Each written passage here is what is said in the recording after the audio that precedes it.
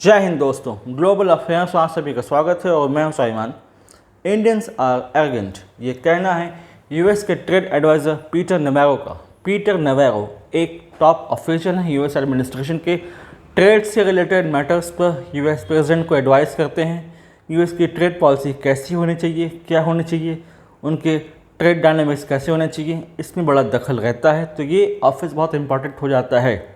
एक television interview में इन्होंने कहा कि इंडियंस आर सो एरोगेंट कि वो लगातार रशियन ऑयल खरीद रहे हैं, बजाय इसके कि रशिया एक अथॉरिटेरियन रजीम है तो उसका साथ नहीं देना चाहिए, बल्कि इंडिया एक डेमोक्रेसी है तो उसे यूएस के साथ होना चाहिए।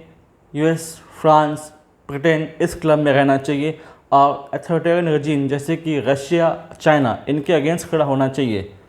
यूएस को उम्मीद थी कि लगातार टैरिफ की धमकी से, टैरिफ लगाने के डर से शायद इंडिया बो डाउन हो जाएगा, इंडिया झुक जाएगा, लेकिन ऐसा हुआ नहीं, इसका हुआ उल्टा। हाल ही में न्यूज़ सामने आ रही है कि एससीओ की समिट होने जा रही है बहुत जल्दी, जहां पर व्लादिमीर पुतिन, पीएम मोदी और शी जिनपिंग साथ होंगे।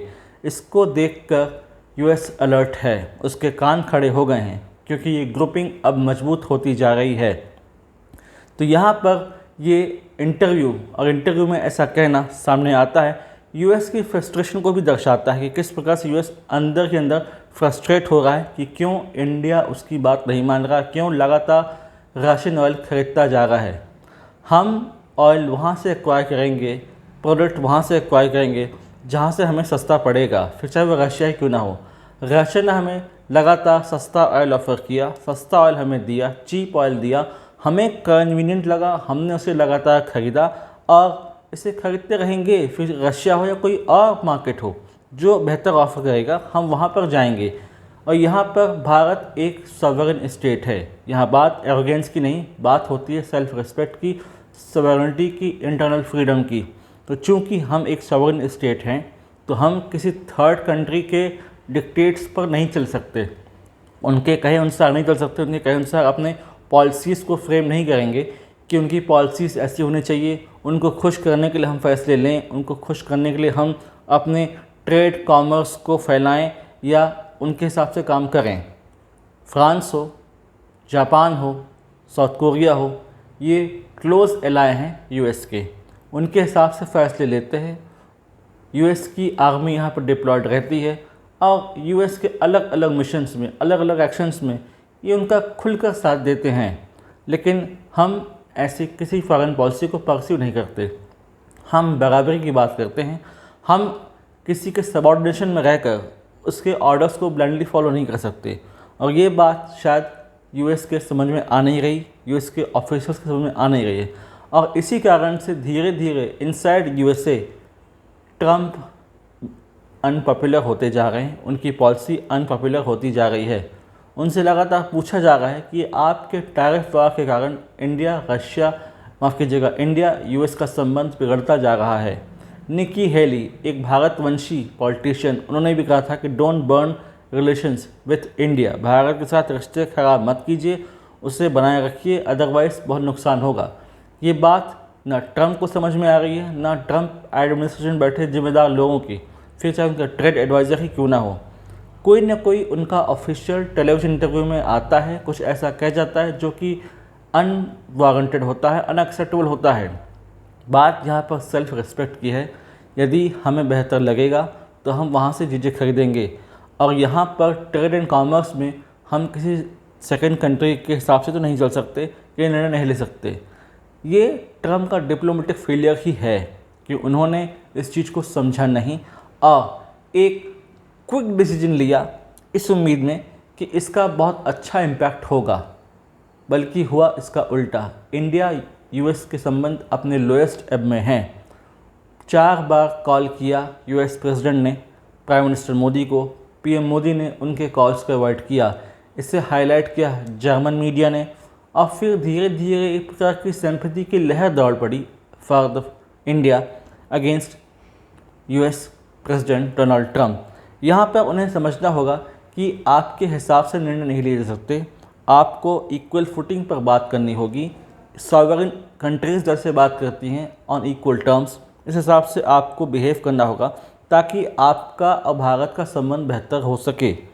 यहाँ तक कि सबसे बड़ी हिपोक्रेसी ये है कि खुद जब यूएस को ज़रूरत पड़ती है तो Russian chemicals, Russian fertilizers, Russian product वो आसानी से ले लेते हैं, उनको कोई दिक्कत नहीं होती, उससे वो आसानी से एक्वायर करते हैं, खरीदते हैं। यानी कि यूएस और रशिया का ट्रेड एंड कॉमर्स चल जाता है। लेकिन कोई सेकंड कंट्री कुछ खरीदे, कुछ एक्वायर करे तो यहाँ पर यूक्रेन रशिया वार का बहाना लेकर आप टैरिफ की धमकी देते हैं, दोषारोपित करते हैं, try to malign another country. ये इनकी टैक्टिक्स रही है। अभी भी 20वीं शताब्दी के रोमांस में जीना सही नहीं है यूएसए के लिए। बाइपोलर वर्ल्ड था, यूएसए था, यूएसएसआर था, 2 पावर सेंटर थे, कोई तीसरा पावर सेंटर ओरिजिनेट हुआ नहीं था। तब आपके टर्म्स डिक्टेट्स चल जाते थे, काफ़ी हद तक आप खुश रहते थे, आपके अहम को तुष्टि मिलती थी। लेकिन अब ऐसा नहीं है, ये मल्टीपोलर वर्ल्ड है। यहाँ पर और बहुत सारे पावर सेंटर्स ओरिजिनेट हो चुके हैं, US, Russia, China, India, global south etcetera. और धीरे धीरे यूएस के पावर में इरोशन भी देखने को मिली है। मजबूत होता डीडोलराइजेशन कैंपेन, यूएस डॉलर की नॉन एक्सेप्टेंस और यूएस हेजेमनी के अगेंस्ट देशों का इकट्ठा होना, ये सब दिखाता है कि धीरे धीरे आपका जो प्रोमिनेंस था, आपका जो डोमिनेंस था वो कमज़ोर हो चुका है, बल्कि almost on the verge of collapse है। तो आप अगर बेहतर संबंध चाहते हैं बड़े डेमोक्रेसीज के साथ, बड़े इकोनॉमीज़ के साथ, बड़े कंट्रीज़ के साथ, तो आपको अपनी पोस्चरिंग में बदलाव लाना होगा, उसे चेंज करना होगा। और इस पर यदि आपने काम नहीं किया, इस पर यदि आपने ध्यान नहीं दिया, तो इन लॉन्गर टर्म आपको नुकसान हो सकता है और ये यूएस इकोनॉमी के लिए भी बहुत बड़ा डिप्लोमेटिक फेलियर होगा। यहाँ पर धीरे धीरे ये भी देखने को मिल रहा है कि यूएस में इन्फ्लेशन के साइन देखे जा रहे हैं और कल को यदि यूएस इकोनॉमी बैठ गई, इसने स्लो डाउन के सिम्टम्स दिखाने शुरू कर दिए, तब ट्रम्प क्या करेंगे? ट्रम्प तो खुद एक बिजनेसमैन है, तो एक बिजनेसमैन प्रेसिडेंट का ये फेलियर होगा कि उसके रेजिम में, खासकर सेकंड रेजिम में यूएस की ये दशा हुई, ये बुरी दुर्गति हो रही है।